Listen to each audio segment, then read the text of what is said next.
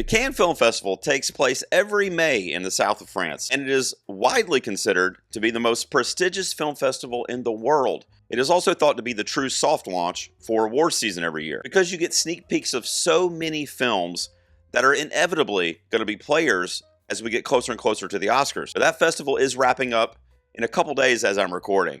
Neon, who, by the way, has won the last 6 consecutive Palme d'Or awards, has a loaded slate again this year, including Christian Mungiu's Fjord, Hamaguchi's All of a Sudden, and Koreeda's new one, Sheep in the Box. But we are not talking about the 2026 Cannes Festival today. I'm going to look back at the history of the Palme d'Or. It dates all the way back to 1955 when they started giving out that award, and I'm going to rank my 10 favorites amongst the Palme winners. A quick disclaimer, as usual, this is just my opinion. You guys should know film is subjective. If your favorite Palme winner is not on here, it's okay. There are a few possible reasons why that may have happened. Either I haven't seen it, it didn't resonate with me personally, or guess what? There's only 10 slots, and there's technically like 70 films that could have gone on this list. So competition for a spot is a bit tight. But also I want to be upfront about something. I didn't really put any movie that predates the 1970s on here. That's not a knock on any film that came out before 1970. It's just that I haven't seen them, or I didn't see them recently enough to feel confident ranking them among these films that I know for like front to back.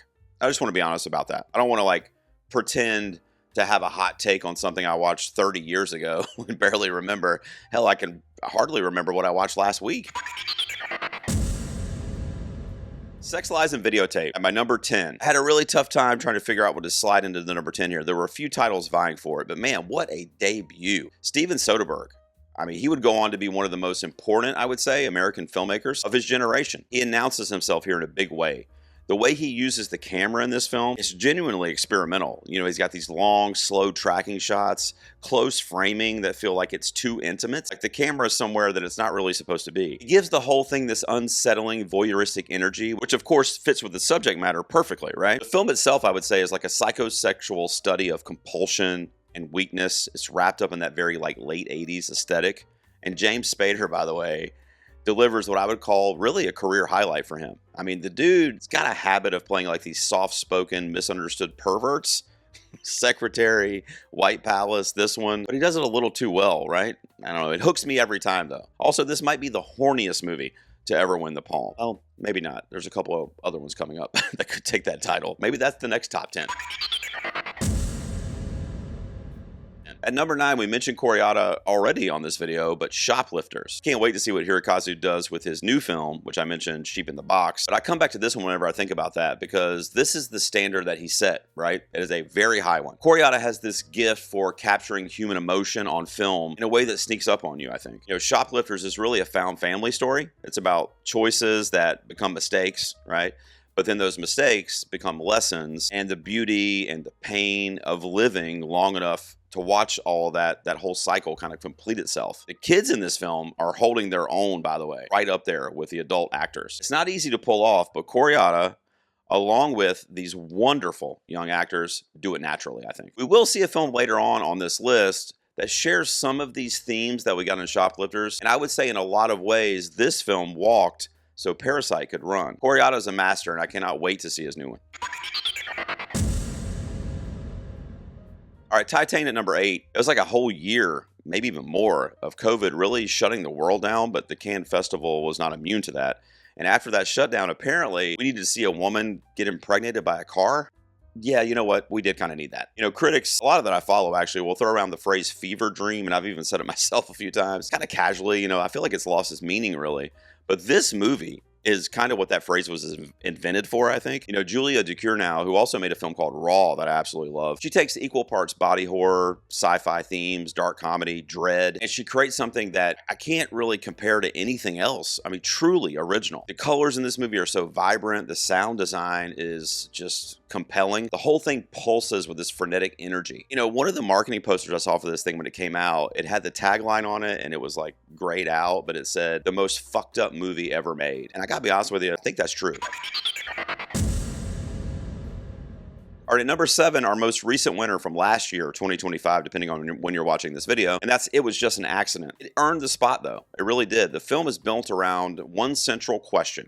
Do 2 wrongs make a right? Very simple, right? We even deal with that in kindergarten. But the execution is the whole thing why this works. Because even if you stripped away like the real world context around filmmaker Jafar Panahi, the Iranian auteur, who faced some serious obstacles just to even make films, this would still be a powerful movie. But knowing what he's been through gives it another layer entirely. You know, what caught me off guard about this film that I often come back to is how funny it is. There's a genuine like dark humor running through it alongside all of that heavier stuff, and the ensemble carries everything with ease. And the ending, really 2 endings to this movie in the last like 5 minutes, man, haunting, bone-chilling shit. I'm serious. All right, I know the pitchforks are out if you guys are purists of cinema history. I get it. Apocalypse Now, I'm putting at number 6, which won in 1979. You know, could this be the greatest war film ever made? I would never personally argue for it as my favorite, even though I think it's great. I would also never argue against anybody that takes that position either. It definitely, at a minimum, deserves to be in the conversation every single time war films come up. You know, this is Francis Ford Coppola doing what he did throughout the entire, basically, 70s and 80s, which is make nothing but fucking masterpieces. Of course, the cast is stacked from top to bottom, as is the case in pretty much any Coppola production. Martin Sheen is at the peak of his powers. The whole thing feels like a time capsule for movie history. If we ever do, like, bury a jar in the earth for future generations, or when the aliens finally come down here, whoever's doing that, please make sure this movie's in there. At number 5, my bias is shining through and through, but of course, Sean Baker's Nora sits right here. You know, Baker continues to be one of the best filmmakers alive at just making you feel like you're watching something real, like you're just there. Annie, or Nora, works in a strip club, and it feels like it's a strip club in the downtown portion of your own city, just anywhere in America. She's immediately real, and the story that unfolds around her is part like modern fairy tale, part survival story, like a comedy involving the Russian mob. Somehow, all of that feels like completely seamless, like normal. Mikey Madison is a star, period, hands to heaven, what the fuck. Her performance starts with like this surface level shallowness, you know, but it slowly, deliberately opens up into something far more layered. You know, and it's a more emotional than what you were probably expecting when you started the film. She did later end up winning Best Actress at the Oscars. Not even favored in a lot of circles on Oscars night, but she did it. And she's one of, I would say, only a handful that triumphed, having no career narrative, no extra like industry pull. It was just their performance of the year. And luckily, the Academy knew that. At number 4, Wild at Heart from David Lynch. You know, perhaps this is Lynch at his horniest. I mean, I'm saying that as a compliment. I fucking love this movie. His entire filmography, though, is like its own world, right? You're always going to have like mayhem, horror, romance, pure spectacle. I never understood why Wild at Heart kind of gets left out of so many Lynch conversations when you're talking about his career, especially now in the wake of his untimely passing recently. I would say, along with Mulholland Drive, this is still my favorite film of his. And since I think every Lynch film sits in that like 8 to 10 range, that's saying something. But Nicolas Cage and Laura Dern light up the fucking screen here, literally and figuratively. It's sexy, deranged, action-packed, darkly funny. The supporting cast is one of the more eclectic that you'll ever see, especially given the year that it was assembled. Willem Dafoe, Diane Ladd, Harry Dean Stanton, Isabella Rossellini, Crispin Glover. That's just scratching the surface. Literally off the top of my head. Every one of them makes an impression, though. And they contributed to a wild Lynch roller coaster. If for some reason you're one of those folks that just hasn't seen Wild at Heart or didn't like it on your first watch or whatever, give it a go. I love that movie. I just rewatched it recently. I have the Arrow 4K. Fucking banger. All right, Parasite at my number 3. If you know my channel, you knew this was coming because I've talked about this film more times than I can count on here. In this specific context, we're talking about the Palme. I want to focus on what its success actually meant for cinema. Bong Joon-ho wins here.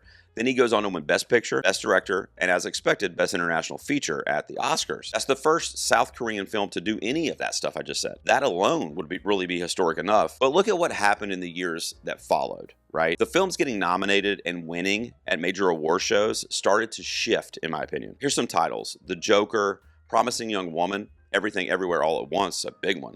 Poor Things, The Substance, even Anora that we talked about on this video. You know, these are all films that I think would have sat at the goth table in the cafeteria, you know what I mean?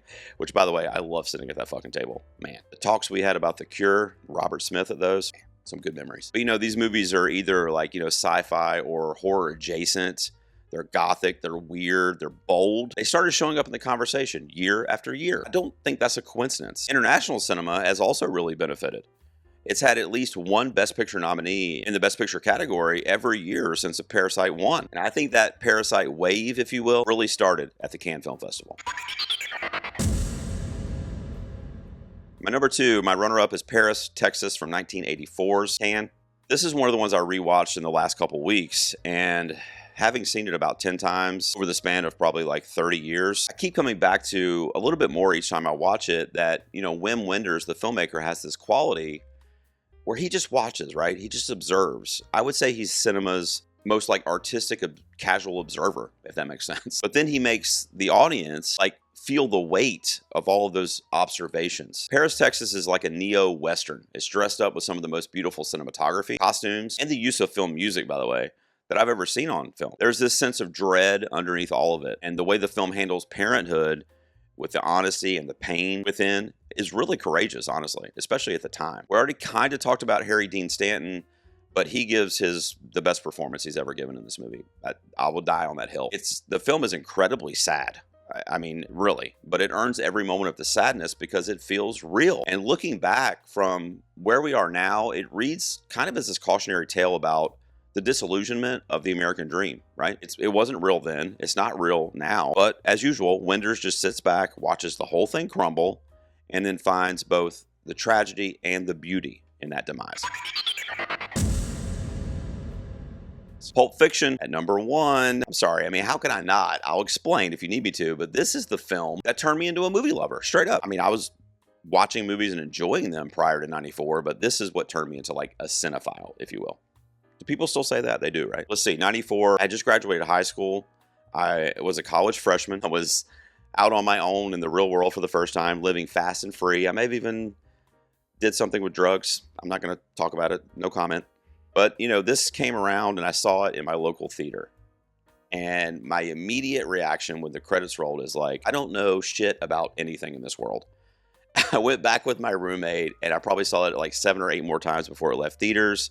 I got to say, I've seen it probably close to 50 or 60 times as I'm sitting here. And I still love it just as much now as I did then. That ultra violence wrapped in absurdist comedy. You know, characters that are some of the most memorable ever, in my opinion. Uma Thurman's Mia, Sam Jackson playing Jules, Bruce Willis's Butch.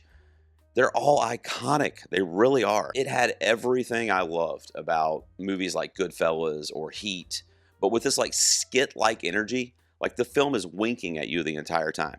Look, I know Quentin has been kind of a prick in the media lately. I don't like what he's been saying, and I'm not going to pretend like I do. But if we're just talking about movies and being a filmmaker and the craft, he remains, 30 years later, my favorite living filmmaker. And it's a status that he locked in the day I saw this at my local theater back in 94. And that's just my truth. And it took me forever to write my little blurbs for these movies. And I rewatched 4 out of the 10 that I just talked to you about that I knew I loved. But I was like, maybe I need to rewatch these to get kind of some of the bullet points I want to discuss on the video.